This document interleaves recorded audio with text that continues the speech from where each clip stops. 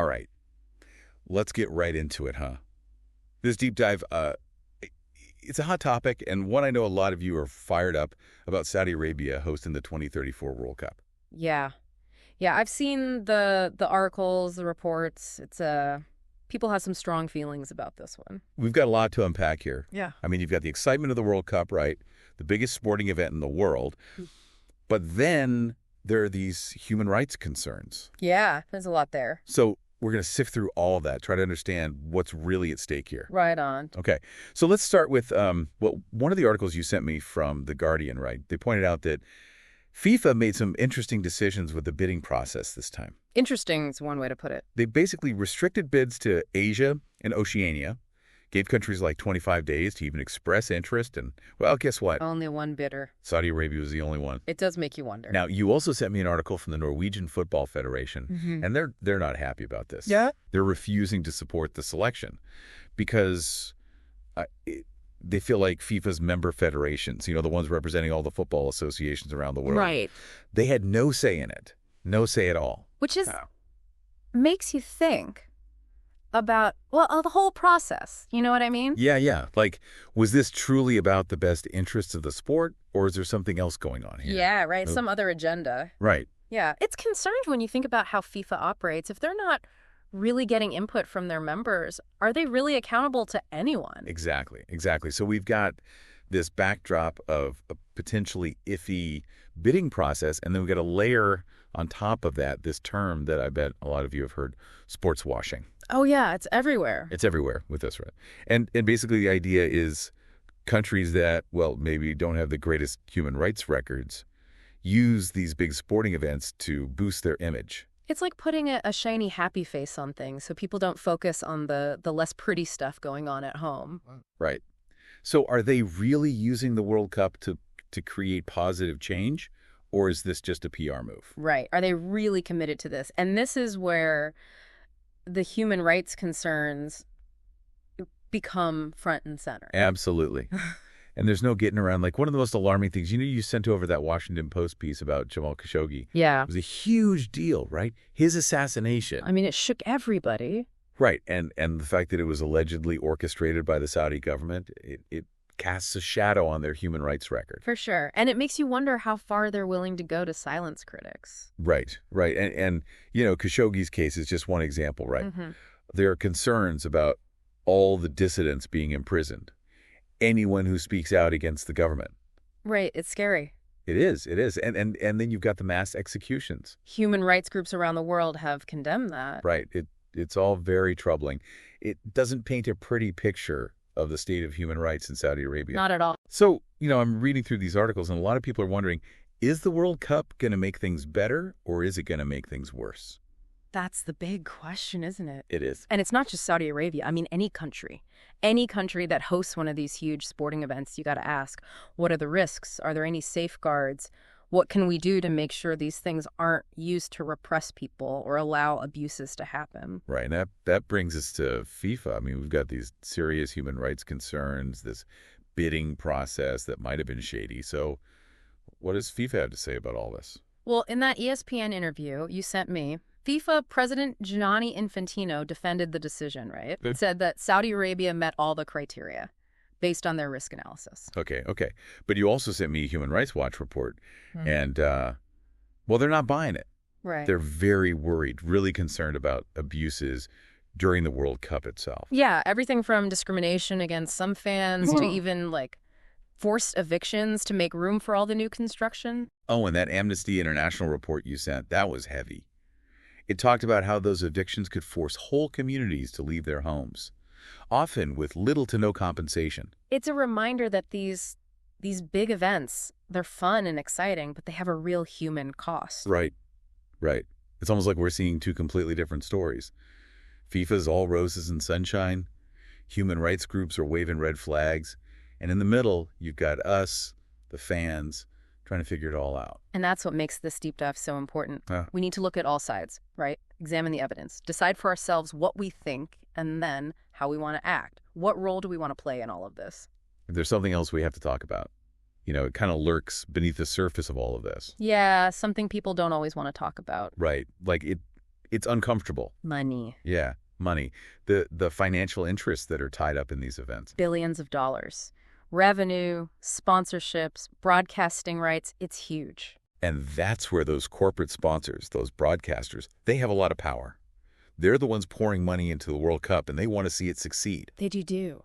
But what does success even mean, right? Is it just about profits? Good question. Or should it also be about, doing the right thing, ethical stuff? Yeah, what about the ethics? Right.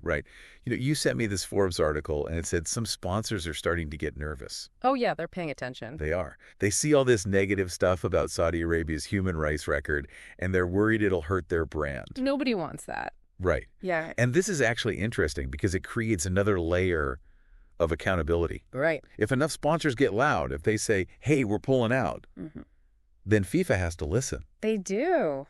Money talks. It does. So it's like this chain reaction. Fans, sponsors, it all builds up. But honestly, sometimes it feels like one person can't make a difference. It's easy to feel that way, right? Like these things are so big. They are. But even small actions, they can add up to a bigger movement. The more people talk about it, share information, learn about it, the better chance we have of actually making progress. Right. So we got to keep talking about this stuff. We do. Maybe it's supporting an organization that's working to improve human rights in Saudi Arabia. Yeah. Or even just being more aware of where you spend your money. Exactly. You have choices. We do. Don't become complacent. It's easy to shrug it off and say, that's just how things are, but you have a voice. Use it. Right. We can't just accept this stuff. Okay. Okay. So we've talked about FIFA, sponsors, the fans, but what does this whole controversy, this whole situation, what does it tell us about global sports in general? It seems like we're seeing this more and more, right? This clash between what sports are supposed to be, the idealism, and then the reality of geopolitics and money. Yeah, sports are big business now. They are huge. And with all that money and influence comes responsibility. It does. We can't pretend sports are separate from politics or social issues anymore. Right. It's all connected. Everything is. Human rights, environmental concerns, exploitation of workers. You can't ignore that stuff. So it's like this mirror reflecting back some hard truths about the world. Makes you think, right? About the choices we make, the compromises we accept, the values we say are important. And it forces us to ask some really tough questions. Like, can we really enjoy these big events knowing what it might have cost? Like human cost or damage to the environment? Yeah. And what about us, the fans? What's our role in all of this? Like, how can we make things better? Big questions. No easy answers. That's why we're having this conversation. Yeah. To help you, the listener, make sense of it all. Right. Think critically. Make informed choices. And remember, this is all happening against a backdrop of, well, the world is changing so fast. Yeah. Social media, power dynamics, everything's connected in ways we never imagined. So where does that leave us? What's the big takeaway here for everyone listening? You can't just be a bystander. Don't be passive. Get involved. Learn about this stuff. Educate yourself.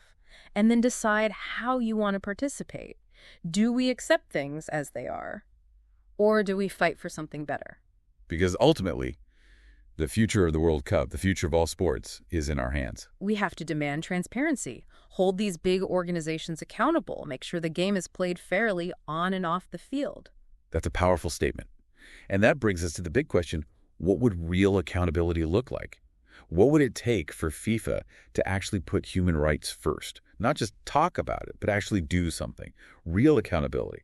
What would that actually look like? Like, what concrete steps could FIFA take to show they're serious about human rights? Not just, saying the right things, but actually doing something. Right. I mean, it has to be more than just words. Right. I think it starts with transparency, like real, measurable standards that any country that wants to host has to meet. And not just about stadiums and infrastructure. Right. Right. This has to go beyond that. You need strong criteria for human rights, labor conditions, the environmental impact, all of it. Okay, a more holistic approach. I like that. But even if they have these standards, how do we know they'll actually follow them? Who's going to hold their feet to the fire? Well, that's where the power of the fans and the sponsors comes in. Right. We talked about that. At the end of the day, FIFA is a business. They are. And they care about their image and they care about money. So if fans boycott the tournament, if big sponsors say, we're out, that gets their attention. They have to listen then. They do. But, wouldn't that hurt the players too? The athletes? That seems unfair. It's a tough situation, for sure. These things are complicated. But a lot of athletes are speaking out about social justice issues. They have a platform and they're using it. Yeah, they are. So it's like we all have to work together. Fans, sponsors, athletes, so the human rights groups. We do. Push for a better World Cup, a more ethical one. And it's not just about 2034, right? It's about setting a new standard for all these huge events. Right. Profit and spectacle can't come at the cost of human rights. Absolutely. So, listeners, we've taken you deep into this, right? Explore the issues, the worries, the what-ifs. Now it's your turn. Yeah. What do you think? What questions do you still have? What do you feel like you want to do? Because you do have a voice, and it matters. You can talk to your friends and family about this, write to your representatives, support organizations that are doing good work, even just be thoughtful about where your money goes. All those things make a difference. They do. Every little bit helps.